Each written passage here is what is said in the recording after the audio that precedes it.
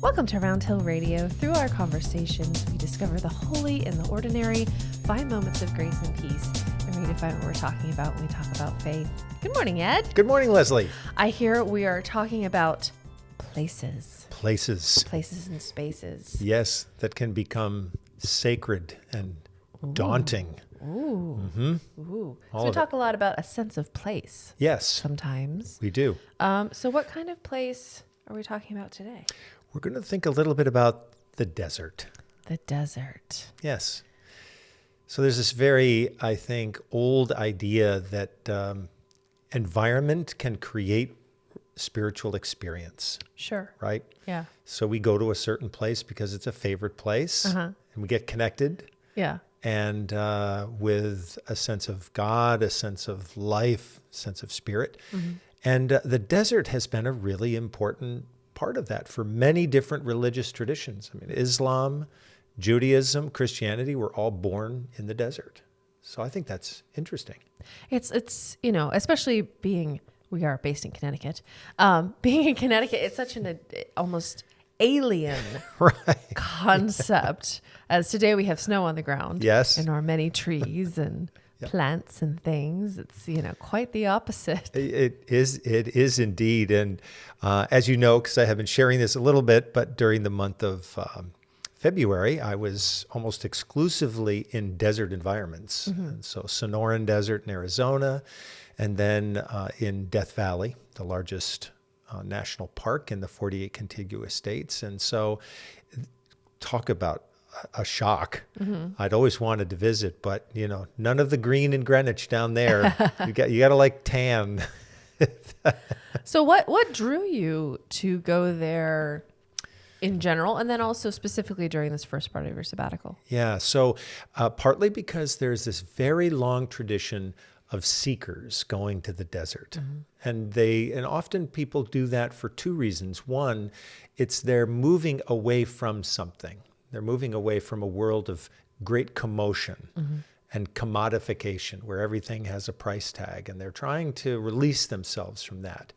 And there is a very ancient idea that the desert is a great place where you can allow yourself to, that the grip of that becomes loosened.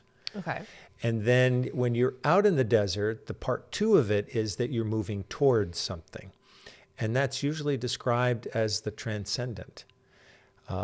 It's named differently by different people, depending on, what particular religious tradition they're a part of. But I'd always wanted to experience a desert to get at least a little taste of why people do that. Yeah.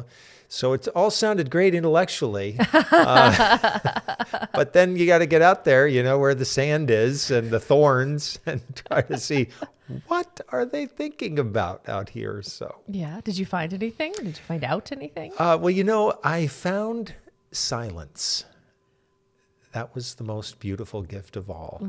And I just found that the more I experienced of it, the more I wanted it. Sure. Just couldn't drink enough of it. It's like not having enough oxygen, and you're just trying to, breathe in. And silence was like that. Yeah. And I was on a bike trip in Death Valley. And actually, I'd be curious to know how much time I spent on my bike and how much time I spent walking my bike. Oh.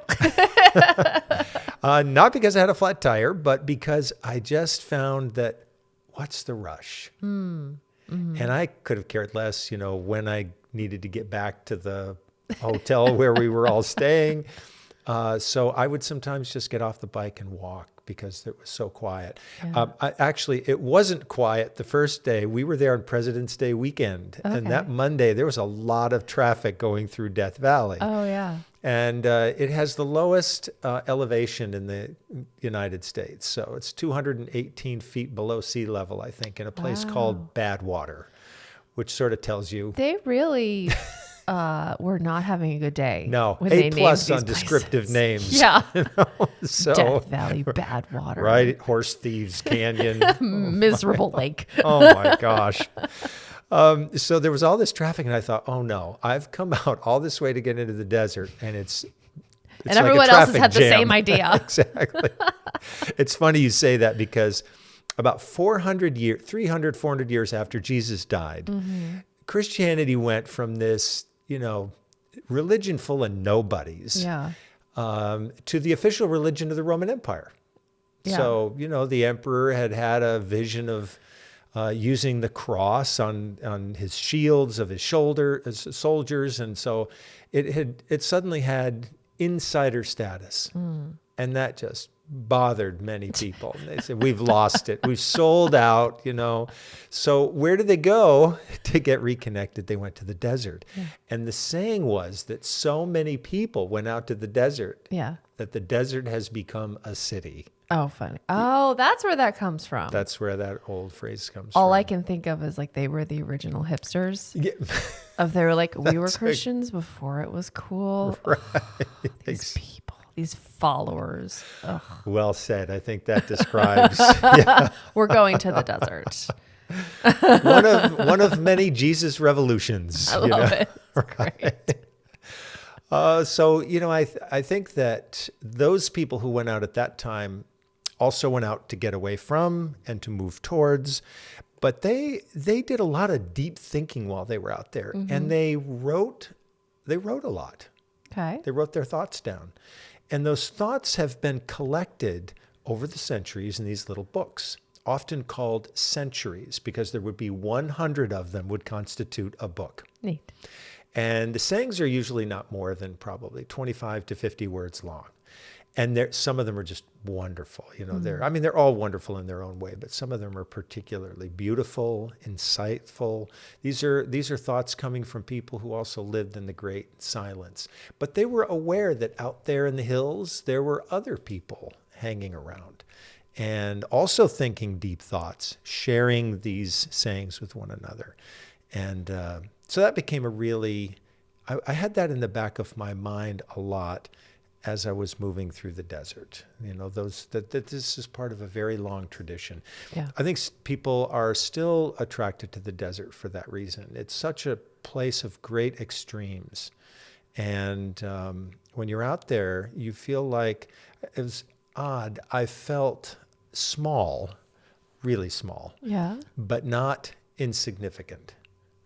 Okay. So there's something about that space that it's so vast, and yet, I don't know, I felt like it's kind of easy to find your place in it. Mm-hmm. So that was a big draw for me. Do you feel like, excuse me, to cough. Excuse me. Bless you. Do you feel like you found what you were looking for? I think when I went out there, I wasn't 100% sure, that I was looking for it. But when I found silence, I thought, oh, that was a great gift. That must have been what I was looking for. Yeah. So in that sense, I do feel that. And this has made me think a lot about the connection between space and spiritual growth. Mm-hmm. Which spaces attract us? Mm-hmm. Where do we feel drawn? Now, many people will say, particularly in our part of the country, it could be a hiking trail. Mm-hmm. It could be the beach. It could be Todd's Point in Greenwich. It's a place people go to and they feel that, again, the grip of the world becomes loosened. Yeah. And they can go back to that over and over and over again and find that space. So it's made me think a lot about that. It makes me think about early pandemic times when you and I were talking about how people were going into nature as a respite from the four walls of their house. Yes. For example, that became a very healing place for a lot of people during such a time of upheaval, anxiety, uncertainty, that nature has that quality. And it's also interesting to think, sometimes I feel like it's easy to say, oh, go out in nature. Right. But you were looking for a new quality of nature that you hadn't necessarily experienced well said. Often or before. And I think that's so interesting what our beautiful planet, the many different experiences our beautiful planet offers. Yeah. Well, I think you've really put your finger on something that sometimes we're attracted to difference. Mm-hmm. And that's where the spiritual growth can come. So, I mean, this is a beautiful part of the world. Greenwich is a beautiful community and the surrounding region is too. But there may be a time when our soul is looking for something else. Yeah. And I think maybe that would be the answer to your question, that I was looking for difference. And I definitely found that. And I do think anytime we're in a space that feels wild, untamed. We have to have our wits about us. And, that's another thing about some of these places. They really call us to be alert. Yeah. And that alertness is something we can lose, in the course of just our day-to-day living. Yeah. So this kind of, grabs us by the lapels and says, get with it. Pay attention. Yeah. Open your eyes. I like that. Yeah. The awareness. I have a feeling you probably were strangers to your phone during that time. Oh, yes. If I had to take a guess. One of the leaders, so we had these wonderful 3 leaders to our group. They were just fantastic. We couldn't have done it without them. But I think the word was, you can take your phone with you while you're biking through Death Valley and take some photos, but other than that, it's going to be kind of useless to you. Nice. Good. You're not really going to be able to reach anybody. Yeah. Nobody can get to you. And that was a real gift. Yeah. That you didn't even have to worry about choosing it. It just was, the choice was made for you. That's excellent. So that was really great. Yeah. I've been trying to do a digital, I'm going to say detox because I'm not that optimistic, but like trying to do it a little bit less, and it's not gone well at all. I chose a bad time for it. Let's be honest. I'll get there. I'm going to try. I really want to try for, have just like certain hours or something. I'm still working out a plan, but, well, I think that's a way in which some of the desert experience can translate into the lives of people who aren't visiting the desert, aren't going anywhere near it. Because to use the phone as an example, when the phone goes face down and off or whatever you have to do to get some distance, but really signaling that it's not going to intrude for a period of time, then that to me is recovery time. And I know that nobody's going to reach me through that. I can sort of let my life flow as it wants to in that time. And that can happen for half an hour, 45 minutes, an hour, I think automatically I often think, okay, I'll put my phone down for 3 weeks. No, that's not going to work. Yeah.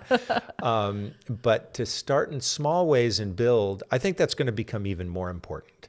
Yeah. Because we are a profoundly distracted people. Yeah. And I just noticed that so much when I came back from the desert. So because I hadn't really had my phone with me, at all during the day. As soon as I got back to quote unquote civilization, I noticed people talking to one another, but then glancing at their phones. Right. I noticed them standing in line, but then glancing at their phones. Right. And the experience of just being in time, which used to be so common, like every time you waited in line for anything, you just had to stand there or talk, or stand with your own thoughts.